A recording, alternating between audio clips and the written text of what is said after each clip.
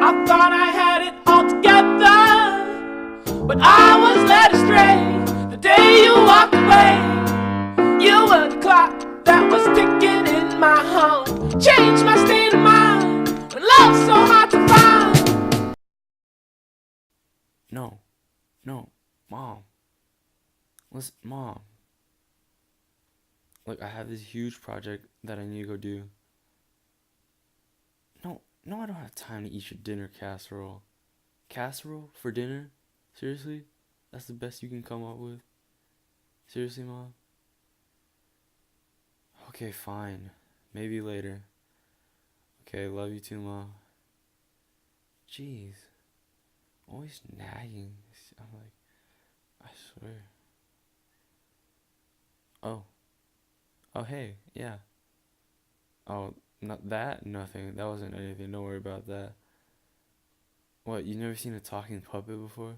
Are you serious? Well, do you even know who I am? Sorry, okay, my name is Genghis, but you can call me George for short.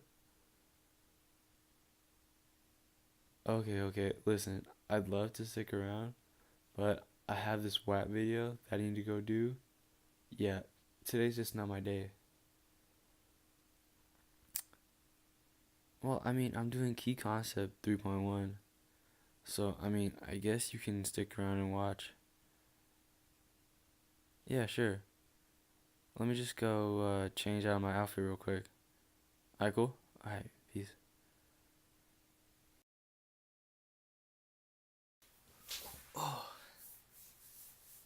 Yeah, this is what I was talking about. Yeah, that other costume was so uncomfortable, man.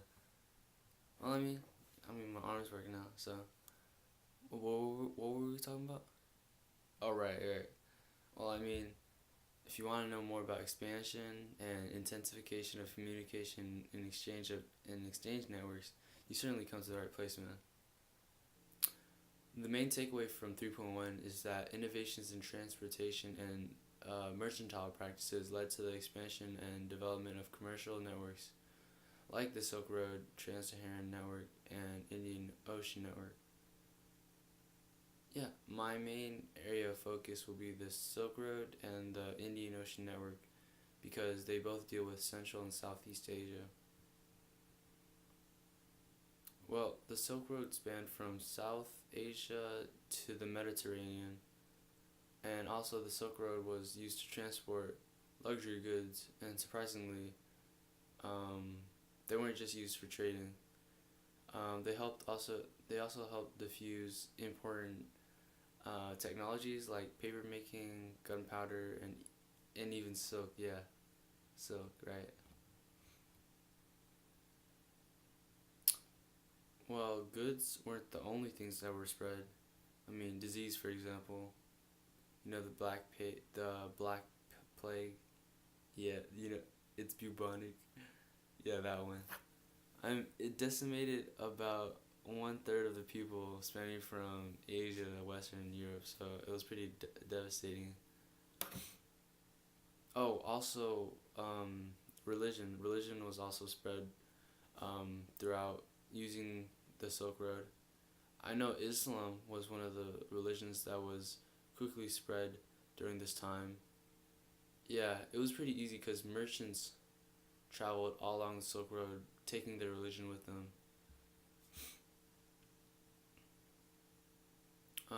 The reason why the Silk Road was so trending at the time, well, that's due in part because the empires um, at the time ensured protection for the merchants that were traveling around along the road. Yeah, there's two instances of this. Well, I mean, there's the Abbasid Caliphate and the Mongols. I mean, personally, the Mongols were better because they placed majority of the Silk Road under one administrative empire. So they controlled all of them.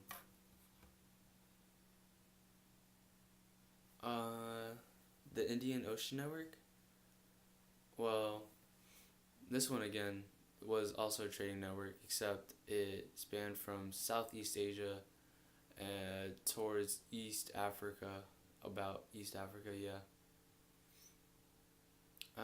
The Indian Ocean Trade Network was the most dominant at the time because it connected many continents, including Africa, Asia, and Australia.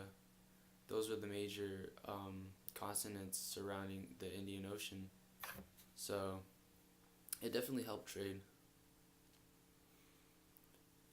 Um, well, the Indian Ocean Network was a maritime trade network, meaning they transported goods over the ocean. Yeah, its primary goods were bulk items like timber, ivory, and cotton textiles. Well, okay, one important thing to note is that the civilization the civilization of Islam encouraged trade, causing an increase in trade. So those two that factor helped cause that factor. It's like a cause and effect. Um, well, I mean, the increase in trade also facilitated the introduction of new maritime technologies. Well, you have the Dhow ship, which was made by the Arabs, and then the compass that the Chinese made. Yeah, innovations in transportation, you know, they just increased the trade in luxury items like silk, you know. Um, but specific to Central Asia, I mean, what was specific to Central Asia? Uh, Caravan routes. Yeah, caravan routes, and I think you pronounce it caravanserai.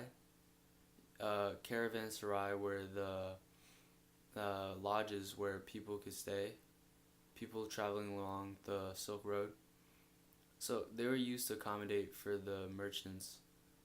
You know, traveling, trading, it can get really tiresome. So these caravan routes helped supply jobs to, you know, people in the steppes of Central Asia. So they would just be placed all along the Silk Road for people to stay in. It's kind of like a motel or an inn. Okay, one last thing though. One last thing. It's really important, okay? The innovation of credit and economic change. Yeah, China was the first, I think, to do this with the innovation or the introduction of flying money. It's kind of like modern day credit. Like, you know, with a swipe of a credit card, you can buy something online. You don't have to worry about bills or coins. Well, that's what China kind of was aiming for. And I mean, yeah, these innovations definitely helped shape the framework of trade today. Right. Exactly. I guess that's all there is to know. It was nice talking to you, and sorry for the rant. Peace.